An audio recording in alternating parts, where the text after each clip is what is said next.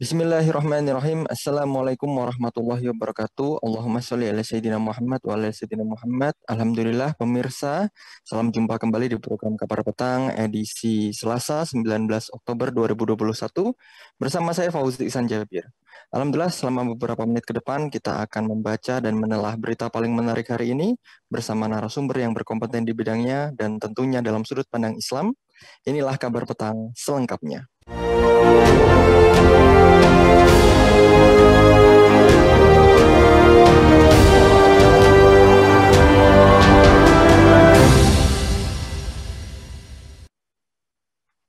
Wakil Ketua DPR RI Abdul Muhaimin Iskandar berpendapat indikator kesuksesan pembangunan bukan sekedar pembangunan infrastruktur dan pembangunan ekonomi. Namun ia mengatakan harus dilihat juga dari kebahagiaan warganya. Seperti diketahui, pembangunan infrastruktur menjadi program pemerintahan Joko Widodo alias Jokowi. Indikator kesuksesannya pembangunan itu bukan hanya karena keberhasilan pembangunan infrastruktur, tetapi juga dilihat dari kesejahteraan dan kebahagiaan warganya, ujar Muhaimin dalam keterangan resminya Minggu 17 Oktober 2021. Politikus yang belakangan disapa Gus Aim itu menuturkan kebahagiaan dulu tidak dipercaya sebagai indikator keberhasilan sebuah pembangunan oleh ilmu sekularistik. Tetapi sekarang berbalik, semakin bahagia seseorang atau kelompok, semakin terindikasi sukses. Bagaimana konsep pembangunan infrastruktur Jokowi selama 2 periode menjadi Presiden Indonesia? Apa saja kegagalan proyek infrastruktur rezim Jokowi Amin? Bagaimana konsep pembangunan infrastrukturnya yang ideal? Untuk membahasnya kami terhubung dengan Dr. Julian Sigit, MESJ, selaku Ketua Hilmi. Assalamualaikum warahmatullahi wabarakatuh, Dokter. Waalaikumsalam warahmatullahi wabarakatuh. Alhamdulillah, Dr. Julian, sehat? Alhamdulillah, luar biasa. Baik, alhamdulillah dokter. Di awal ini dokter, Bung Julian, bagaimana konsep pembangunan infrastruktur Jokowi selama 2 periode menjadi Presiden Indonesia? Baik, sebelumnya saya sedikit menjelaskan dan menyampaikan bahwa berdasarkan data, kalau kita melihat dari program yang dilakukan oleh pemerintahan Jokowi Amin ini ya, selama periode ini dia sangat bombastis dalam konteks infrastruktur. Jadi ada semacam kurang lebih 89 proyek strategi nasional yang dicanangkan dari 2020 sampai 2024 yang ditaksir pembiayaan itu kurang lebih sekitar 1.400 triliun ya. Dan ini kan sangat luar biasa ya. Dan ruang lingkup proyeknya itu tersebar dari Jawa, Sumatera, Kalimantan, Sulawesi, dan Indonesia bagian timur yang lainnya. Yang notabene lebih ke infrastruktur baik di darat, laut maupun sektor udara gitu ya. Semacam bandara dan sebagainya. Nah, hanya saja kalau kita melihat berdasarkan infrastruktur tadi, saya tentunya memang sepakat dengan apa yang disampaikan oleh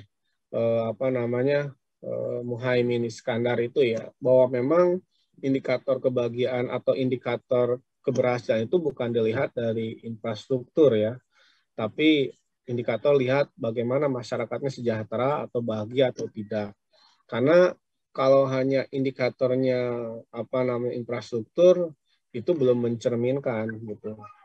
Infrastruktur juga kan nanti siapa yang bisa menikmati infrastruktur itu, siapa yang menggunakan infrastruktur itu, kan ini juga menjadi sesuatu yang perlu untuk kita diskusikan. Itu Bang Fauzi. Baik, Dr. Julian.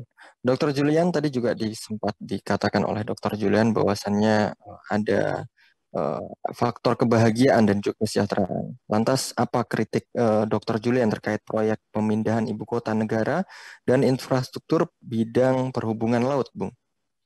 Ya, memang kalau kita melihat bahwa Indonesia itu luas lautannya lebih besar dibandingkan dengan daratan ya. Itu memang suatu hal yang fakta.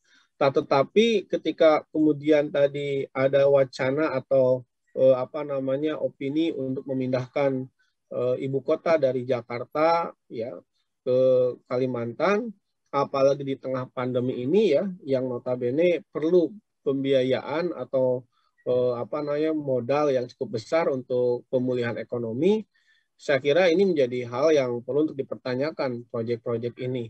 Apalagi kalau kita melihat beberapa pemberitaan menyebutkan bahwa meskipun di tengah pandemi boleh ya mengalokasikan atau mensubsidikan anggaran untuk penyembuhan pandemi, tetapi tidak boleh mengganggu-gugat di proyek infrastruktur, termasuk antaranya dari ibu kota. Tentu ini kan sangat miris. Sejauh mana sebetulnya urgensitas dari ibu kota atau pemindahan ibu kota ini? Kan kalau kita melihat dampaknya seperti apa ya, apalagi dana yang akan terserap itu kan sangat besar. Sementara di satu sisi masyarakat banyak yang terkena dampak pandemi ini ya. Jadi sangat rentan lah kalau misalkan menurut pengakuan dari seorang Faisal Basri, ini masyarakat kita cukup besar ya. Ada kurang lebih 140 juta ya masyarakat yang rentan ya, atau insecure ya. Dan memang itu perlu bantuan dari masyarakat. Artinya skala prioritasnya seperti apa dan urgensitasnya seperti apa. Ini sesuatu yang memang harus kita pikirkan matang-matang. Itu Bang.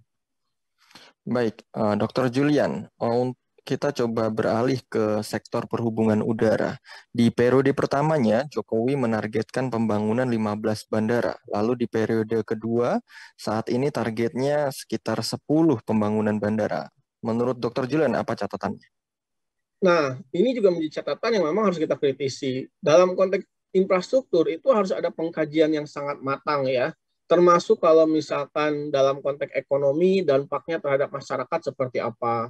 Apakah masyarakat dengan dibangunnya infrastruktur itu masyarakat menjadi lebih sejahtera ya, artinya bisa menggerakkan ekonomi masyarakat, bisa menyerap lapangan kerja, atau justru sebaliknya hanya kelas-kelas menengah ke atas lah yang bisa menikmati infrastruktur tersebut. Nah, saya melihat misalkan beberapa proyek yang beberapa tahun dibangun di era Jokowi seperti Bandara Kertajati. Menurut saya ini kan salah satu boleh dikatakan proyek yang bermasalah ya. Sampai sekarang kan bandara itu dibuat dengan sangat megah ya dan menghabiskan dana yang cukup besar, tetapi kalau kita melihat kan bagaimana penggunaannya hari ini ya, itu kan sangat miris. Artinya kan minim kajian yang betul-betul sangat efektif ya. Kemudian proyek-proyek yang lain juga masalah ya, termasuk misalkan pelabuhan Kuala Nanjung ya di Palembang. Ini minim kajian gitu, minim kajian dan seolah gerusak-gerusuk gitu. Padahal yang namanya infrastruktur itu betul-betul harus melakukan pengkajian yang sangat matang, dampaknya terhadap masyarakat seperti apa. Itu Bang. Baik, Dr. Julian, terima kasih atas ulasannya. Dokter, ada banyak proyek yang berkaitan dengan perumahan rakyat di era Jokowi, misalnya program 1 juta rumah, DP rumah 0%, Tapera, dan lainnya. Termasuk ada banyak tol baru yang selesai di era Jokowi. Menurut Dr. Julian, bagaimana tanggapan Anda terhadap proyek-proyek itu, Bung? Nah, dalam konteks tadi ya, pembangunan rumah, kemudian tol, ini memang sangat bagus ya, karena bisa menunjang ekonomi. Tetapi kan ini jangka panjang ya, terutama kalau tol itu jangka panjang gitu ya. Nah, sehingga yang harusnya kemudian diperhatikan itu kan bagaimana dampak yang signifikan cepat bisa dirasakan masyarakat.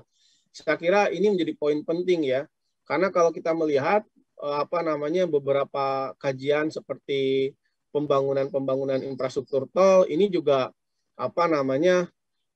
beberapa pemberitaan kan menunjukkan ada tol yang sifatnya itu merugi ya, seperti misalkan modal yang dikeluarkan sekitar 10 triliun, kemudian tol itu dijual 2 triliun. Itu kan miris ya. Artinya memang catatannya kurang kajiannya seperti itu. Kemudian pembangunan perumahan, justru inilah yang harusnya betul-betul diberdayakan ya.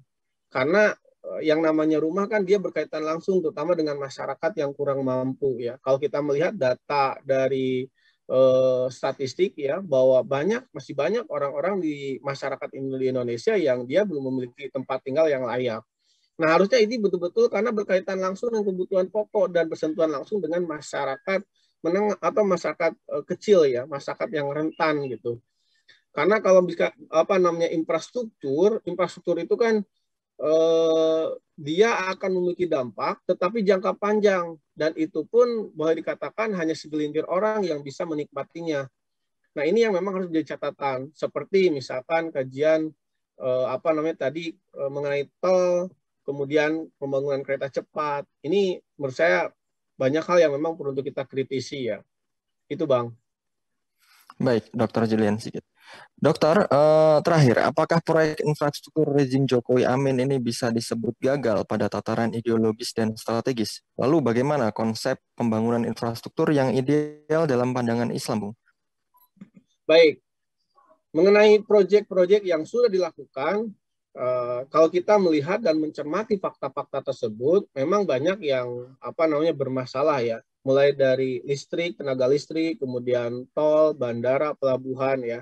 Jadi banyak di antara proyek-proyek itu yang akhirnya itu rugi gitu ya, bukan kemudian untung ya. Seperti misalkan proyek yang monorel di Palembang, dia sudah menelan biaya APBN cukup besar, akhirnya tidak beroperasi karena biaya operasionalnya sangat tinggi gitu. Daripada dioperasionalkan, kemudian defisit, lebih baik diberhentikan saja, tidak digunakan. Ini kan tentu sangat ironi ya, sangat ironi. Termasuk kan pembangunan infrastruktur yang lainnya, sehingga banyak cibiran terhadap proyek-proyek pembangunan yang dilakukan oleh rejim saat ini. Maka kalau kita melihat bagaimana sebetulnya perspektif Islam berkaitan dengan pembangunan proyek infrastruktur ini, Islam memandang bahwa memang infrastruktur itu penting. Tapi yang menjadi penting itu dari mana modalnya dan mana yang menjadi skala prioritas yang harus untuk diprioritaskan, dilaksanakan lebih cepat, lebih utama untuk pembangunan infrastruktur. Karena kalau misalkan contoh misalkan hari ini ya, sebagian besar kan pembangunan infrastruktur itu didapat dari APBN dan hutang gitu. Kita bisa melihat ya, berdasarkan data pengeluaran pemerintah pusat ya, terbaru ini kan 21% untuk pembayaran bunga pinjaman. Bunganya saja coba ya. Itu kan salah satunya dampak diakibatkan dari modal untuk membangun infrastruktur. Ya, sementara kalau dalam Islam, kalaupun misalkan infrastruktur penting, maka itu dibebankan kepada kaum muslim, ya, kaum muslim yang notabene ini menjadi satu hal yang kewajiban kaum muslim. Dari mana modalnya itu? Yaitu dari kaum muslim yang dia itu orang-orang kaya yang kemudian boleh dipungut. Lebih khususnya nanti dari Baitul Mal lah, ya. Yang kedua, harus ada pemetaan secara strategis, mana yang lebih dahulukan. Terutama kalau dalam konteks ini adalah berkaitan dengan sektor-sektor industri berat gitu. Yang memang ini harus diperhatikan. Saya sangat miris ya ketika misalkan di kita banyak pembangunan infrastruktur yang menggunakan baja, energi, tetapi baja-bajanya atau bahan bakunya justru dibawa dari negara lain gitu. Padahal Indonesia sendiri memiliki sektor seperti itu ya, baja. Ini kan miris. Banyak pembangunan jalan tol, banyak pembangunan infrastruktur, tetapi industri baja beberapa waktu yang lalu kan merugi. Nah, pertanyaannya kenapa bisa? Kemudian tenaga kerjanya juga banyak dari negara luar gitu. Sementara masyarakatnya di sekitar hanya bisa menyaksikan, menonton gitu. Nah, tentu ini tidak diharapkan. Sehingga dalam perspektif Islam, yang menjadi skala prioritas dalam pembangunan itu adalah proyek-proyek strategis, terutama diarahkan ke sektor industri berat. Ya, industri berat yang betul-betul dia akan menopang sektor industri-industri yang lain. Itu, Bang. Baik, terima kasih Dr. Julian Sigit selaku Ketua Hilmi yang menjadi narasumber kita di Kabar Petang kali ini. Alhamdulillah pemirsa Kabar Petang, selesai sudah agenda kita di sore hari ini, dan insya Allah sampai ketemu kembali di agenda yang sama, di channel yang sama, di waktu yang sama. Jangan lupa subscribe, like, dan juga share channel ini. Semoga Anda semua mendapatkan manfaat yang baik. Akhirnya saya Fauzi Sanjabir, mohon undur diri bersama kru yang bertugas. Wassalamualaikum warahmatullahi wabarakatuh.